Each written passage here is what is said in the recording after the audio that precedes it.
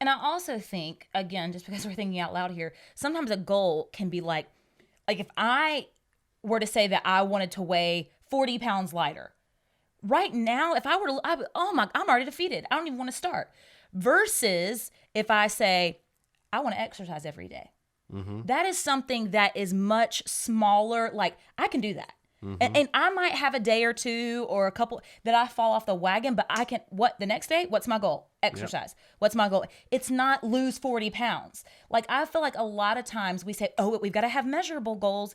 Well, what about if measurable goals are how you feel, right? It's not even about a number for something. It's about how we feel. When we're talking about our physical fitness or our health, right? But the same is true of, for example, my journey in education.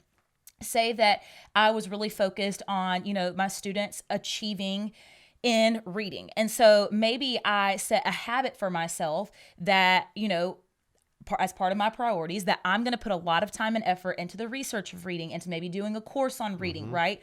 But I'm not going to say I want for every single one of my students to be met on the standardized test, because that might be like an unachievable goal. It might be a goal where it's just going to bum me out, you right? can't control that. But if I see that my students are growing, and again, my habit is not focused on getting every single child at met. My habit is I want to put a little effort into research every single day. I want to put a little effort into trying something new, into practicing something in my classroom.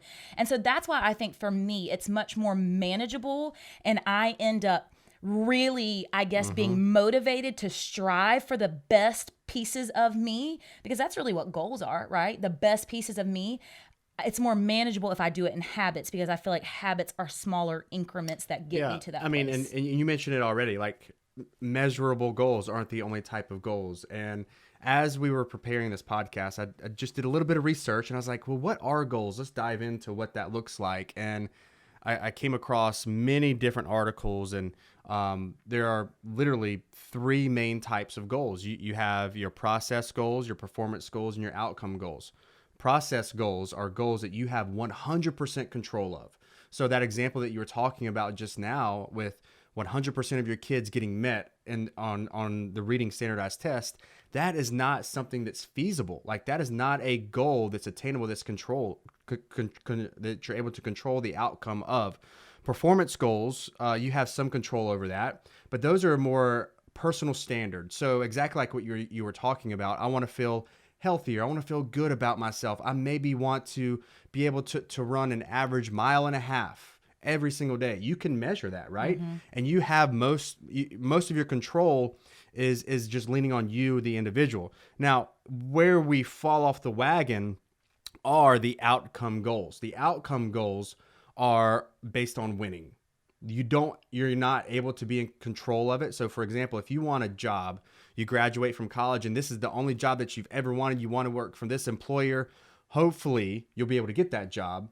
But at the end of the day, you may not reach that goal. That may not be an attainable goal, just like what you were talking about earlier with the reading standard. And so we have to look and see what goals are we trying to tackle, which goals are important. The habitual outcomes like you were talking about, those are process specific, because you can say every morning, I'm going to wake up at this certain time and I'm going to go and work out for 15, 20 minutes. You have control over that.